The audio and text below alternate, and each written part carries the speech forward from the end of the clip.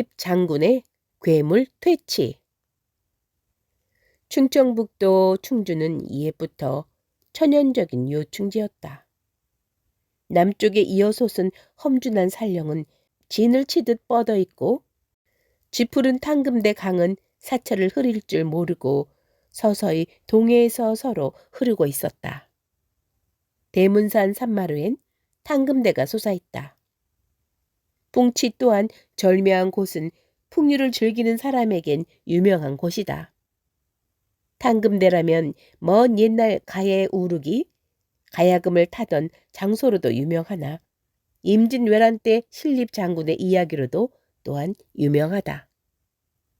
문경 세제를 버리고 굳이 이곳에 와서 외병과의 결전을 벌인 신립 장군은 비록 수십만 대군의 외병을 이기지 못하고 장렬한 죽음을 했으나 그가 이런 비운을 겪지 않으면 안 되었던 숙명이 결코 우연이 아니었다.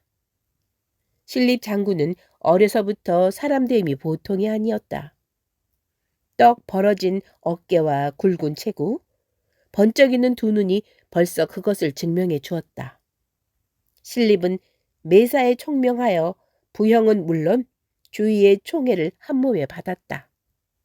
그는 자라면서 무예를 익히기 시작했다. 그의 영특함은 무예에도 재주를 나타내어 특히 활 쏘는 솜씨는 사람들을 놀라게 했다. 청년이 된 신립은 활쏘기의 명수였고 말타기를 항상 즐겼다. 그날도 신립은 첩첩산중에 들어와 호랑이를 찾고 있었다. 신립은 우뚝 멈춰 섰다. 한마장쯤 떨어진 곳 큰 바위 위에 송아지만큼이나 큰 호랑이가 몸을 엇비스시 구부리고 눈을 번쩍이며 신립을 지키고 있었다. 신립도 지지 않고 호랑이를 쏘아보았다. 여지껏 돌아다닌 보람으로 그럴싸한 상대를 만났다고 속으로 좋아하였다. 신립은 두 팔에 뻗쳐오르는 묵직한 힘을 의식하며 지그시 활을 재고 겨누었다. 그러나 그렇게 호락호락한 상대는 아니었던 것이다. 내 꼭 승부를 내고야 말겠다.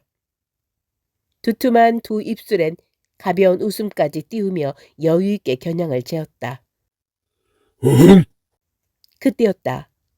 누웠던 호랑이가 갑자기 산이 무너질 듯한 소리를 지르며 벌떡 몸을 제끼고 두 발을 들었다.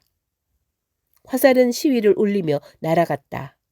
그러나 화살은 방금 호랑이가 앉았던 자리에 풀썩 먼지를 일으키며 꽂혔을 뿐이다. 신립은 다시 날랜 솜씨로 화살을 재었으나 그의 등줄기는 식은땀이 흐르고 있었다. 단 한 번의 실수도 없던 신립은 그 호랑이가 자기의 화살을 여유있게 피했다는 것이 믿을 수 없는 일이었다. 그러나 호랑이는 멀쩡한 채 건너편 산등성이에서 다시 크게 울부짖었다. 정말 상당한 놈이었다. 니같은 놈쯤이야 하는 식으로 여유만만해 보였다. 너만한 놈이라면 네 밥이 되어도 원통하지 않겠다. 그러나 호랑이는 번번이 비웃는 듯 했다. 신립은 아랫입술을 피가 맺히도록 꽉 물었다. 어느덧 이렇게 시간이 지났고 끝내 도도하던 호랑이는 어디론가 자취를 감췄다. 신립은 고개를 내두르며 호랑이가 없어진 것을 다행이라고 생각했다. 이제 다시 호랑이와 대결할 힘은 완전히 없어진 때였다. 어느덧 해는 뉘엿뉘엿 서쪽 산등성이로 빠져들어갔고 아람들이 소나무가 가득한 숲속엔 어둠이 찾아왔다. 하루 종일 숲속에서 시달린 신립은 몸이 지쳐 있었다. 멈춰선 두 다리는 후들거렸고 피곤에 절은 상체도 가눌 길이 없었다. 이럴 수가 있나. 생전 이런 피로를 경험한 적이 없는 신립이었다. 자꾸만 어깨가 처졌고 활을 쥔 손이 자꾸 땅 밑으로만 늘어졌다. 무거운 고개를 들어 주위를 찬찬히 살폈다. 도무지 사방을 분별할 수 없었다. 날도 이젠 완전히 저물었고 길도 잃었던 것이다. 허허, 이런 산속에서 해가 저물다니. 어, 이를 어찌한다. 그는 기가 막히고 또한 초조해졌다. 어두운 불안이 자꾸 엄습해왔다. 온종일을 헤매도 토끼 한 마리 잡지 못하고 그대로 돌아간다는 것이 장부로서의 자존심이 허락지 않았다. 그는 험준한 바위를 타며 점점 깊숙한 숲을 향해 들어갔다. 한참을 씩씩거리며 산을 오른 신립은 비지땀을 흘리며 한참을 헤매었다. 어디서 나를 세운다? 이런 산중에 인가가 있을 리 없는데. 깊은 산중은 이젠 지척을 분간하기 어렵도록 캄캄했다. 하늘도 땅도 모두가 캄캄한 암흑이었다. 이런 산중에서 오늘 밤을 넘기지 못하고 죽어버릴 것만 같았다. 그만큼 기진맥진한 상태였던 것이다. 아, 이걸 어쩐다. 초조와 불안으로 신립은 방향을 못 잡고 사방을 둘러보았다. 그때였다. 캄캄한 저쪽 편에서 멀리 반짝이는 불빛이 보였다. 응? 신립은 눈을 비비며 다시 쳐다보았다. 틀림없이 집안에 켜둔 등불빛이었다. 신립은 너무나 반가워 부지런히 발을 놀렸다. 어둠 속에서도 기둥이 튼튼한 초가집이었다. 신립은 문 앞에서 귀 기울이고 집안의 동정을 살폈다. 집안엔 조용한 공기뿐 인기척이라고는 없었다. 신립은 괴이한 생각이 들었으나 지금의 신립은 더 지체할 수가 없었다. 이리 오너라. 이상했다. 분명 사람이 사는 집일 텐데 인기척은 없었다. 이리 오너라. 이리 오너라. 신립은 거듭 주인을 찾았으나 안에선 여전히 소리가 없었다. 한참을 목청을 돋우어 사람을 불러댔다. 그제서야 옷깃 스치는 소리와 함께 가느다란 여인의 음성이 들렸다. 밤도 깊은 이 밤중에 누가 와서 찾느냐고 여쭈어라. 사냥을 나왔다가 이렇게 밤이 되어 길을 잃은 나그네라고 여쭈어라. 하룻밤 자고 가야겠다고 여쭈어라. 이 집엔 여자 혼자 사는지라 미안하지만 손님을 드리기엔 난처하다고 여쭈어라. 대문간에서라도 하룻밤 신세를 지고 가야겠다고 여쭈어라. 몹시 난처한 입장에 있으니 못 주무신다고 여쭈어라. 신립은 이상한 일이라고 생각했다. 옥을 굴리듯 맑은 목소리엔 어딘가 수심이 어린 듯했다. 무슨 사정인지 들어보겠다고 여쭈어라. 하며 마당으로 썩 들어서며 말도 없이 방문을 썩 열었다. 젊은 낭자 하나가 하얗게 질리며 비칠비칠 뒷걸음을 치고 있었다. 용모는 눈에 띄도록 곱고 아름다웠다. 낭자는 두려움에 가득 찬 눈을 들어 신립을 보았다. 놀라거나 겁내지 마오. 이 깊은 산중에 낭자 혼자 사는 연유를 듣고자 하오. 이윽히 신립을 쳐다보던 낭자는 이내 고개를 숙여 흐느끼며 이 얘기를 꺼냈다. 낭자의 이 얘기는 이러했다. 뒷산 중턱에 깊이를 알 수 없는 큰 굴이 있는데 그 굴 속엔 사람을 잡아먹는 괴물이 있다고 했다. 그 괴물은 밤 12시만 되면 큰 바람을 몰고 다니며 사람을 찾아 잡아먹는데 낭자의 집을 발견한 괴물이 날마다 밤이면 찾아와 낭자의 식구들 하나하나 다 잡아갔다고 한다. 이렇게 되어 오늘은 낭자 혼자 남게 되었고 오늘은 바로 낭자의 차례라고 했다. 그 괴물의 이마에는 날카로운 뿔이 솟았고 시뻘건 눈을 4개나 가지고 있어 좌우 사방을 두리번거린다고 했다. 온몸은 시꺼먼 털로 뒤덮였고 무서운 힘을 가진 2발 짐승이라고 했다. 바로 오늘이 제 차례이온즉 여기 있다가 피해보지 마시고 어서 몸을 피해 다른 곳으로 가시옵소서. 낭자는 애원을 하듯 신립을 보았다. 이목이 수려한 얼굴에 믿음직한 몸집이었다. 낭자, 걱정하지 마시오. 오늘 밤 그 괴물을 만나고야 말겠소. 소용없는 일인 줄 압니다. 저희 부친과 오라버님도 오랜 사냥꾼 생활을 한 사람들이었는데, 그러나 그 괴물은 꼼짝없이. 신립은 억지로 웃음을 지어 껄껄 웃었다. 그러나 나는 사내대장부 아니오. 걱정 마시오. 그러면서도 신립은 얼핏 호랑이에게 어이없이 되어버린 자기 자신을 생각했다. 대장부로서의 위신을 세우기 위해서라도 호랑이에게 못다한 분노를 괴물에게 쏟을 생각을 했다. 그러고 보니 어쩌면 호랑이는 이 낭자에게 자기를 인도했는지도 모르겠다고 생각했다. 신립은 굳게 입을 다물었다.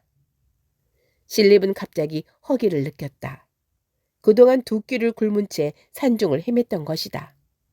낭자, 지금 내 몹시 시장하니 밥 한 끼 얻어먹었으면 좋겠어. 낭자는 놀란 듯 여지껏 잊었던 것을 미안해하며 부엌으로 서둘러 나갔다. 밥상을 받은 신립은 염치 불구하고 한동안 밥을 퍼먹었다. 이윽히 지켜보고 앉았던 낭자는 슬며시 일어나 장롱을 헤치더니 무엇인가 꺼냈다. 대대로 물려온 갑오입니다. 이것을 부디 소용으로 하십시오. 팔척 장검이었다. 신립은 밥상을 물리고 그 장검을 빼들고 조심스레 살피고 있었다. 갑자기 이상한 광풍이 불고 나뭇가지가 흔들리는 소리가 났다. 보통 부는 바람이 아니었다. 어딘가 살기를 품은 회오리 바람이었다. 분명 괴물이 오는 것이라 생각했다. 옵니다. 옵니다. 낭자는 새파랗게 질리며 기절할 듯 신립의 넓은 가슴을 파고들었다. 순간적으로 집안을 삼킬 듯한 바람은 그쳤다. 이어서 시근거리는 괴물의 숨소리가 다가오는 듯 하더니 쿵 하는 소리가 났다. 괴물이 담을 뛰어넘는 소리였다. 드디어 올 것은 왔다. 신립은 장검을 잔뜩 쥐고 방문을 노리고 있었다.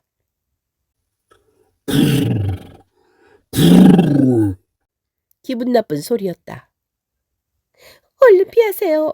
저놈이 지금 독을 품고 있나 봅니다. 낭자의 말을 듣기가 무섭게 신립은 방문을 박차고 뛰쳐나갔다. 네 이놈! 사람이냐 짐승이냐 정체를 밝혀라. 신립의 목소리는 산을 쩌렁쩌렁 울렸다. 독을 뿜으며 두 손을 들던 괴물은 미처 신립의 장검을 피할 겨를이 없었다. 신립의 장검은 괴물의 가슴을 찔러버렸다. 괴물이 발광을 시작했다. 신립은 다시 한 번 장검을 뻗쳐들고 괴물의 가슴을 내리쳤다. 순간 무서운 회오리바람이 일었고 뒤이어 회오리바람은 괴물의 몸을 감싸고 담을 넘어갔다. 괴물을 실은 회오리바람은 캄캄한 산중으로 사라졌고 신립의 앞에는 비릿한 피내음이 진동했다. 산속에선 방향을 잃은 광풍이 미친 듯 요동했고 나뭇가지를 때리는 소리로 고요하던 숲의 정적을 깨뜨렸다. 어지러운 소리는 한참을 계속했다. 이내 키우 키우 하는 마지막 괴물의 비명과 함께 밤은 다시 고요해졌다. 낭자! 낭자! 신립은 기절한 낭자를 불렀으나 먼덩이 토오를 때까지 낭자는 쓰러진 채였다. 아침 해가 완전히 떠올랐다. 새들은 간밤에 있었던 무서운 일을 아는지 모르는지 즐겁게 지저댔다. 숲속의 아침은 더없이 아름다웠다. 원한을 풀어주시고 제 목숨까지 건져주신 생명의 은인이시옵니다. 낭자는 깊이 깊이 감사했다. 은공이랄 게 있겠소. 이젠 마음 놓고 사시구려. 신립은 떠날 채비를 하고 있었다. 아니, 지금 가시려고 하옵니까? 지금 곧 떠나야지. 해지기 전에 집에 도착할 겁니다. 낭자는 눈을 깜빡거리며 무엇인가 기쁜 생각에 잠겼다. 여쭙기 부끄럽사오나 이젠 부모 형제 없는 홀몸으로 의지할 곳 없는 더구나 처녀의 몸으로 품에 안기기까지 했으니 어쩌면 좋겠습니까? 낭자가 내 품에 안긴 거야. 겁결에 생각 없이 한 행동인데 그게 무슨 흠이 되겠어. 과히 걱정 말고 잘 사시오. 하루 저녁 신세진 것 감사하오. 이제 나는 떠날 시간이니 바삐 가야만 되겠어. 말을 마치자 신립은 그대로 집을 나서 걷기 시작했다. 그러나 낭자는 신립의 뒤를 따라 나오며 죽을 사람을 살려놓고 이대로 가시다니 전 또 죽어야만 하겠습니까? 이 몸을 거두어 주십시오. 낭자는 단호한 결심을 나타내었다. 그러나 신립은 낭자의 뜻을 받아들일 수 없었다. 나는 부모가 계신 몸이오. 더욱이 무예를 익히는 사람으로 여러 가지 처지가 낭자의 뜻을 받아들일 수 없소. 마음을 다시 먹고 친척이라도 찾아 잘 사시오. 신립은 뒤도 돌아보지 않고 걸음을 빨리 했다. 아침바람이 제법 싸늘하다. 낭자는 쥐었던 신립에 옷깃을 놓았다. 알겠습니다. 부끄러운 마음을 무릅쓰고 여쭌 말인데 끝내 거두어 주시지 않으시는군요. 낭자는 떨리는 한숨을 쉬며 맥 빠진 목소리로 말했다. 아직 몸을 닦는 젊은 몸의 신립으로선 그럴 밖에 도리가 없다고 생각했다. 그러나 역시 도량이 넓지 못함에 애석한 생각이 든다. 신립이 산마루를 내려갈 즈음이었다. 분명 뒤에서 서방님 서방님 하는 낭자의 울부짖음이 찢어질 듯 들려왔다. 신립은 깜짝 놀랐다. 아니! 방금 떠나왔던 낭자의 집이 화염에 쌓여 활활 타고 있었다. 불길은 하늘로 치솟는데 지붕 위에선 머리를 풀고 흰옷을 입은 낭자가 울부짖고 있었다. 신립은 미친 듯이 달려갔다. 그러나 너무나 거리는 떨어져 있었다. 신립이 도착했을 땐 낭자의 집은 새까맣게 타 있었고 낭자도 벌써 숨진 후였다. 그 후 여러 해 뒤 임진왜란이 일어났다. 신립 장군은 선조왕의 명령을 받아 외적을 맞으러 남쪽으로 향했다. 그러나 평소에 군사훈련이 부족했던 8,000명의 군사는 모두가 오합지졸들이었다. 외적은 몇만의 군사로 쳐들어왔다. 8,000의 오합지졸을 거느린 신립은 위기에 처하고 말았다. 아장 김여울은 입을 열었다. 사또, 문경세제로 가야 합니다. 세제는 산이 험준하고 길목이 좁아 그 좁은 목만 지키면 과히 어려울 것 같지 않습니다. 글쎄, 그럴까? 글쎄라니요. 그 길밖에 없습니다.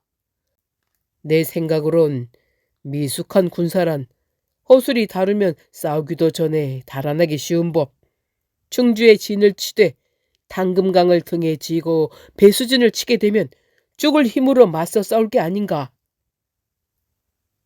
이렇게 하여 신립 장군은 탕금대의 배수진을 쳤다. 한편 외적들은 문경세제를 넘어 물밀듯 탕금대로 몰려들었다. 신립 장군은 동서남북으로 뛰며 장검을 휘둘렀다. 그러나 대세는 벌써 기울어진 지 오래였다. 끝내 신립 장군은 탕금대 강물로 뛰어들어 외적의 더러운 손을 피했다. 신립 장군이 세제로 갈까 탕금대로 갈까 망설였을 때라고 한다. 돌연 하늘에서 탕금대로 가라 하는 대문산 낭자의 목소리가 들려왔다고 한다. 이 말을 듣고 신립 장군은 탕금대에 배수진을 친 것이었다고 전한다.